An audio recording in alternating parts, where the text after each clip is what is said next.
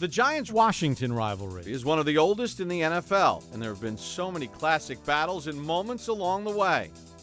In 1961, New York acquired legendary quarterback Y.A. Tittle.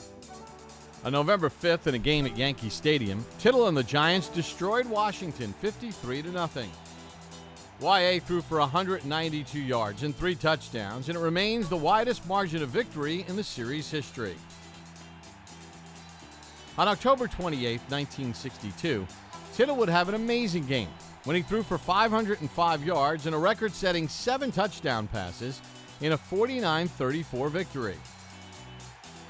I had some great receivers to throw to. All I had to do is just any, mini, miny, mo, which one am I going to throw to? Gifford, Schaffner. I had a lot of players to catch the ball. Del Schaffner had a career day with 11 catches for 269 yards and 1 touchdown. Joe Walton pulled in 6 passes for 63 yards and 3 scores. Joe Morrison had 2 catches, both times finding the end zone. And Frank Gifford had 4 catches for 127 yards and a touchdown. We gained control, and I felt it was time to take him out of a ball game. And I got a call from my coach upstairs, Ken Cavanaugh, and he says, hey, Coachy, you know, this guy only needs 1 more for a record. And then guys started to come over to me. Y.A. just needs 1 more for the record, Coach, you know. And I said to all of them, though, I said, okay, I'm going to send him in. But after this one, he's got to sit. It was just a normal game, but I did have a good day. I didn't even know I'd had that many touchdowns. Somebody said, you've tied the record, but we can go and break the record with 1 more. My teammates, especially Gifford, was saying, you know, you're chicken, you won't go for it. Why don't you go for it? And here it is. Y.A. Tittle connects with Joe Walton to tie the record of 7 touchdown throws in the game. You love your teammates, you love your team, but you love your individual accomplishments. Something I can tell my children and grandchildren and all the history of the National Football League and number of touchdown passes thrown in 1 game. I'm an old man, I still enjoy getting my grandchildren's glory.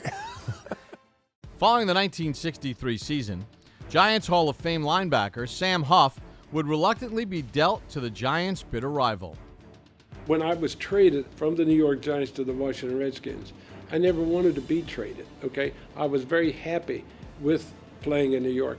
Huff's addition to Washington in 1964 instantly bolstered the squad. And the following season, the Washington defense was ranked 2nd in the NFL.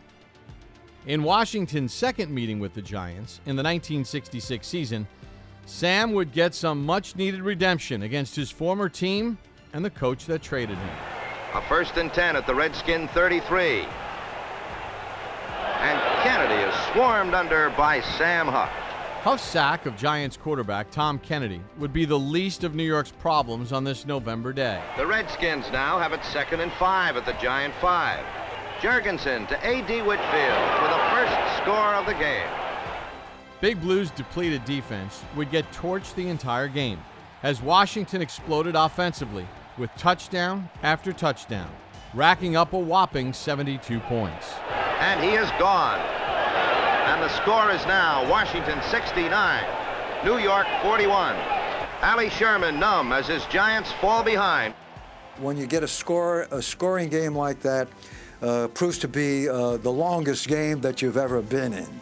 With time winding down in the 4th quarter and Washington well on their way to victory, a phantom timeout was called so Washington kicker Charlie Gogolak could attempt 1 last field goal. It is good, and the score now goes to the Redskins 72, the Giants 41. Most points ever scored by 2 teams in 1 game in the NFL.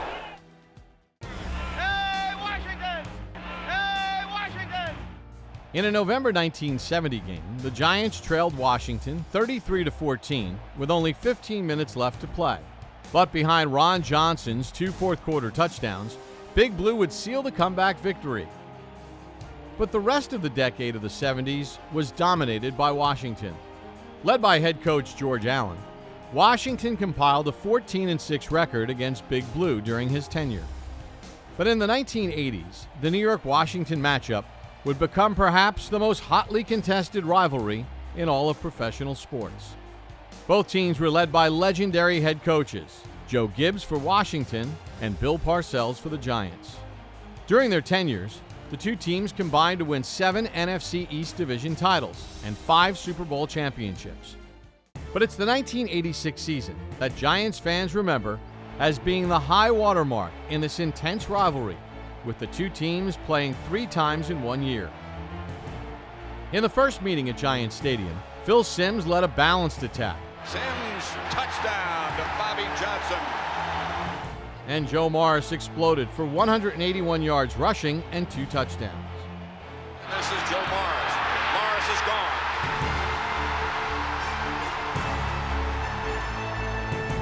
In Week 14, the Giants traveled to the not-so-friendly confines of RFK Stadium. This is my favorite spot in the NFL, playing in Washington. Because we knew we were getting ready to walk in that dugout, and all those fans would be hanging over, and they were awesome. And one day I'm walking down that dugout, Parcells looked at me and goes, "You ready?" And I go, "Yeah, I'm ready, Coach." He goes, "You know, Simms, they hate us so much here, they like us." I went, "Gotcha." Made sense to me. And Simms would certainly find his comfort zone on the road, throwing for 3 touchdowns on the day. As fate would have it, the two teams would meet up for a third time in the NFC Championship game with a trip to the Super Bowl on the line.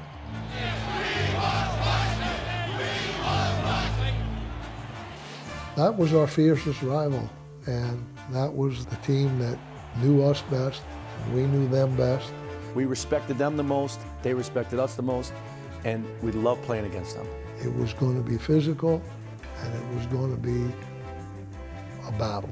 And with 40-mile-per-hour winds blowing through Giants Stadium, Bill Parcells made perhaps his best coaching decision before the game had even begun. Bill came up to us right before, and he said, if we win this coin toss, I'm putting the defense out there first. We'll take the win. He wanted to get off to a start, so he took the win.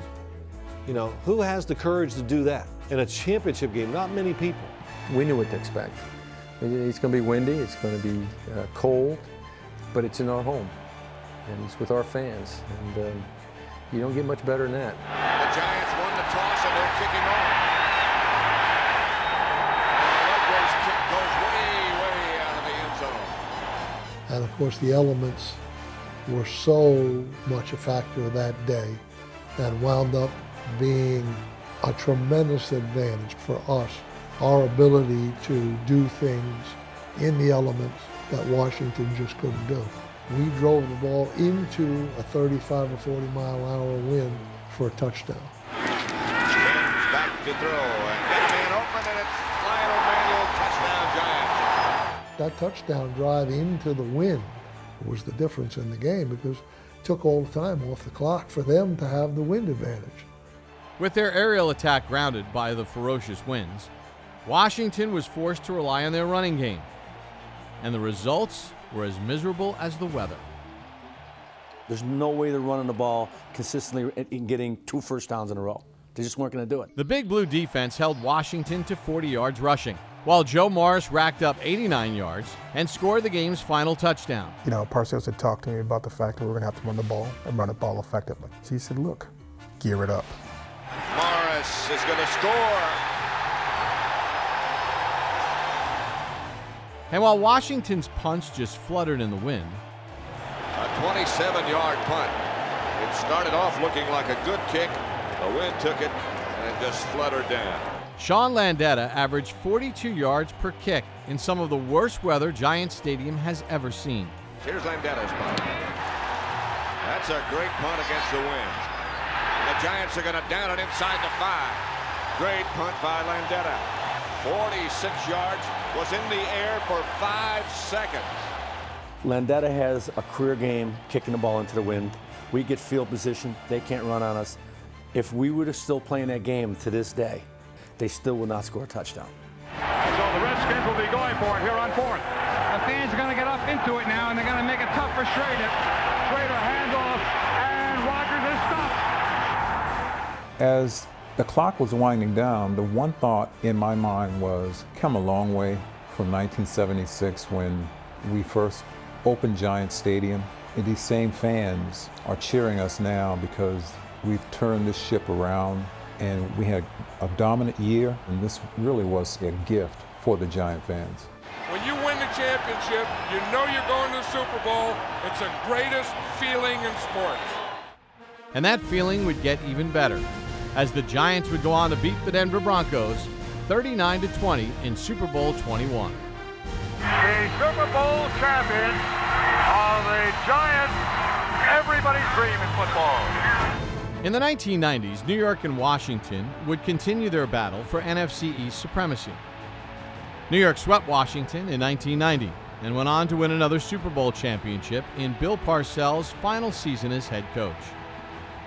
Washington returned the favor in 1991, sweeping the Giants on the way to their third NFL championship under Joe Gibbs. 6 years later, in 1997, the Giants would clinch the division in dominant fashion at home against their rivals. Quick slant over the middle, touchdown Callaway! Cannell threw a bullet, and Callaway gets his 7th touchdown of the year, and the Giants move out ahead. Our defense got turnovers, we didn't turn the ball over, and we let the other teams beat it. That's still a formula that wins today.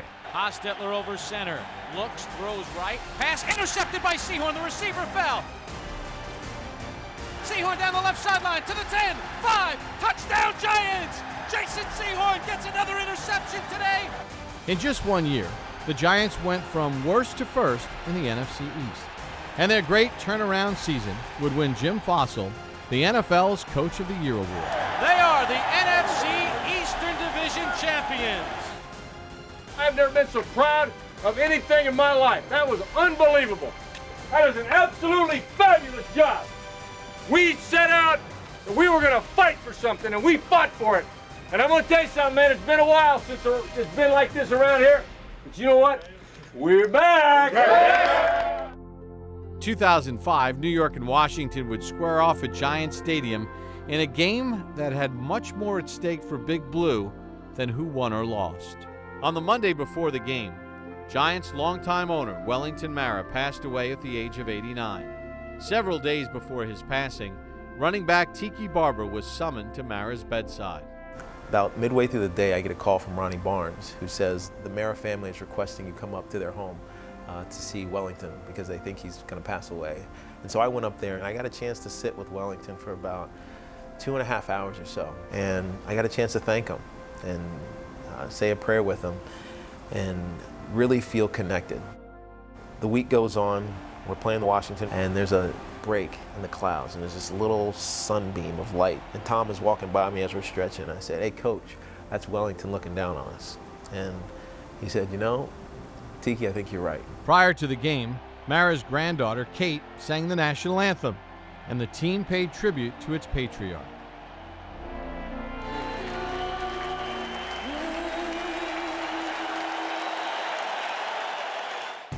On the Giants' first play from scrimmage, Barber took the handoff and raced 57 yards down the sideline. Cross midfield, Barber and clear, to the 30, to the 25, he needs a block. And it was one of these days where, as a football player, every single play worked. The first play of the game was a 50-something yard run. Later on in the game, I had a 57 or so yard run. And I remember Timmy McDonald, who is Wellington's grandson, coming up to me and saying, "Hey, old man, are you going to score? Or are you going to keep getting caught?" And I said, "Timmy, I promise you, before this day is over, I'm going to score a touchdown for you." Draw play, Barber runs right, cuts the 2 times to the goal line, touchdown! Tiki's got his score! The blowout over Washington helped vault the Giants into the playoffs. 1, 2, 3, The following season, in 2006, New York entered the final game of the year, having lost 6 of their last 7 contests, and were on the verge of missing the playoffs. Desperately needing a victory against their bitter rival, the Giants once again looked to Barber for some inspiration.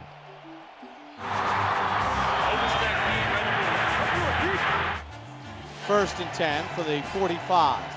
Draw for Barber, squeaks left. Tiki runs out of a tackle. Tiki across midfield. Tiki to the 30. He needs a block to score. 10, 5, touchdown Tiki Barber!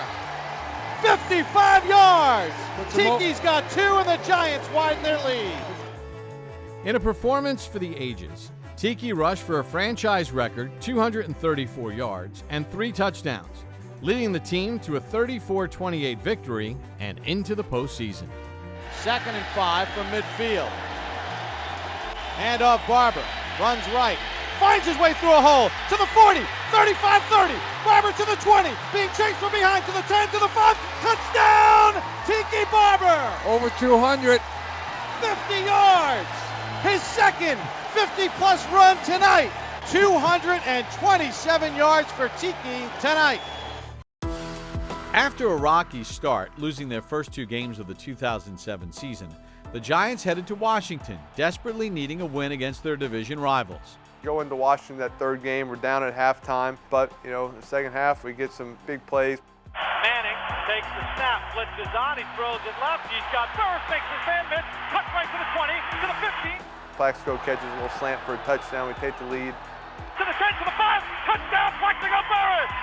The Giants have come back from a 17-3 halftime deficit, and they now have a 24-17 lead.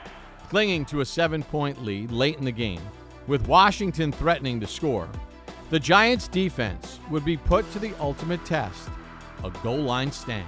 I know it's only 3 weeks into the season, but our backs were against the wall. And this is a divisional foe, and you can't take another step back. We knew going in we had to win. 4th and goal at the 1. Redskins need a touchdown to tie.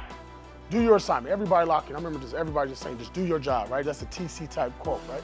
Do your job. And that play came down to that simple. Takes the snap, handoff left for back, and he tripped up and stopped short. Giants stopped him on 4th and goal, and they're going to win the ball game. And the Giants may have saved their season with a stirring victory against their NFC East rivals.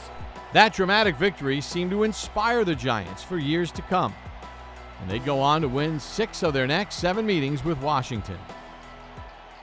But in Week 7 of the 2012 season, New York once again found itself locked in a seesaw battle with their arch rival. 2nd and 6, back to throw, lobs one down the left side, and it's caught for the touchdown! Santana Moss beat Hosley, and the Redskins have the lead with 1:32 to go. Eli Manning, 23 career fourth-quarter comebacks. Can he do it again? Manning back to throw. Steps up, deep ball down the middle of the field. He's got Cruz, 35, 30, 20, 10, 5, touchdown Giants! 73 yards! And that could be boomtown for these Redskins. Salsa time at MetLife Stadium.